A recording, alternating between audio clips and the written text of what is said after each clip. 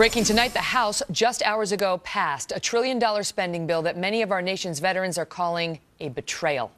Paul Rieckhoff served as a first lieutenant and infantry rifle platoon leader in the Iraq War. He is now CEO and founder of Iraq and Afghanistan Veterans of America. Paul, good to see you. Good to see you, ma'am. And so now they've done it. They've cut the cost of living increases on the pensions and said, look, we're only doing it for the people who are working age. You can get another job. We had to make some cuts someplace. And by the way, there's still time before it fully kicks in 2016 for us to undo what we just did. Right. Whole new level of bipartisan stupidity.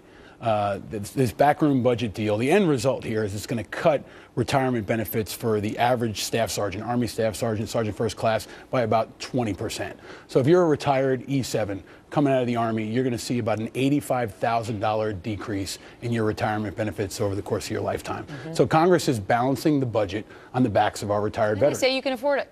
No, they can't. And more importantly, it's a promise. It's a promise that's been made with our military folks. When they raise their right hand, they sign up. Somebody in Washington came up with this stupid idea to try to find some money to save, and they're going to do it on the backs of retirees from the military. It's absolutely absurd. Every veterans group in America has pushed back, but it's not enough. We need the entire American public to continue to push them and get them to repeal this immediately. It's got to go to the front of the line. It's got to get fixed right now. Both parties got to jump on it, and we got to hear from the president. How are they going to repeal it? I mean, they just passed it. They're not going to repeal it. I mean, they just passed it. I mean, do you think there's actually the intentional fortitude to take this back? Not yet, but there will be with the American public pushing them, right? Every major veterans group, from the VFW to the Legion to IAVA, we're all pushing back hard. And most Americans, I don't think, knew about this issue until just now. Bob Gates came out. Let me ask you, though. Bob Gates came out in 2011 and said, the Defense Department runs the risk of the fate of other corporate and government bureaucracies that were ultimately crippled by personnel costs, in particular their retiree benefit packages. That's our former defense secretary talking about how the military needs to take a hit. Find the money somewhere else. You mean to tell me in the entire defense budget they can't find somewhere else to make cuts outside of the retirement benefits of folks who've served sometimes 8, 9 tours?